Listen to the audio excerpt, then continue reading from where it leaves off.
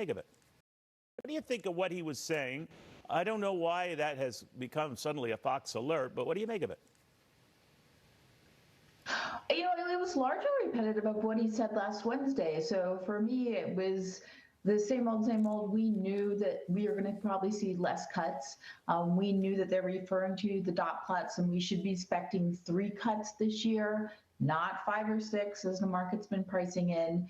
And also that it probably won't happen in March. It will most likely happen in the May or June meeting. So, the fact that the market is reacting so strongly today, obviously, I guess we really needed to hear it twice before the optimism was started to come out of the market and that a little more realism come back in.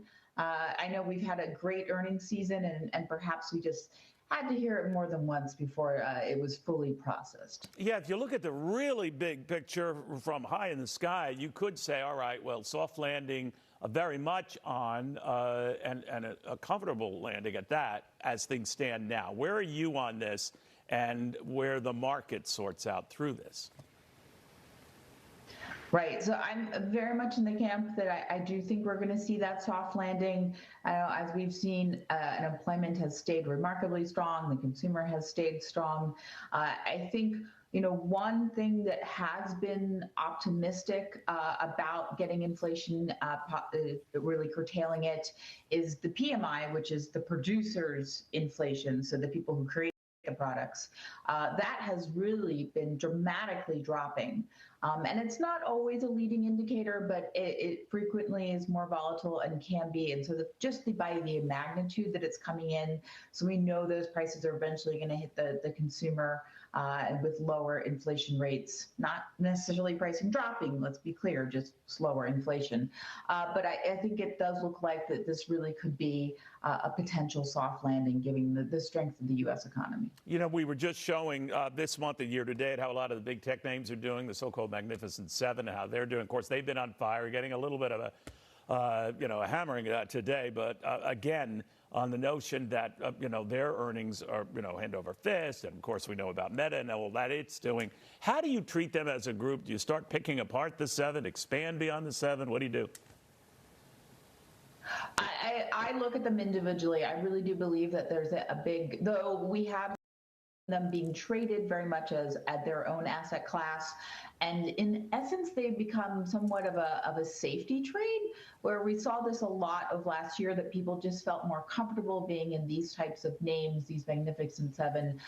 And as we really do see interest rates finally come to fruition, let's say in the second half of the year, that's where we see investors being willing to be more diversified and taking a look at more fundamentals and smaller caps and so on. But I think you really do want to look at what their fundamentals are doing, where their growth rates are. I think there are definitely some better winners than others within that Magnificent Seven, and also looking at their exposure for their future growth. And AI is just such a great story. I think you can probably ride that for another 4 weeks or so, and that's another component that you should be looking for, them mentioning that in their potential in future profits. Real quickly, there are a lot of people who are technology enthusiasts in general. They like to invest in something that mimics the NASDAQ 100. Someone comes in cold to this market now, Erin. How would you advise them on that? Sure. So I think we're going to see somewhat of a repeat what we saw at the beginning of last year, where it is probably going to be the Magnificent Seven probably until May. Probably it's all going to be about what the Fed does, and you can follow Treasury rates. So sure, go ahead. Grab your NASDAQ for the next 4 weeks, maybe 8 weeks. But I would be really ready to rotate when we're starting to see those rate cuts finally get closer, and we're seeing more indications within the economy that it's going to happen. And that's where you really want to be diversified in those small caps, in your mid caps, out of the Magnificent Seven, which we saw dramatically underperformed in December when we got a little prematurely optimistic. I think that's where you really want to be ready to change and shift gears when this finally does happen. All right. Thank you, Erin. Always great chat.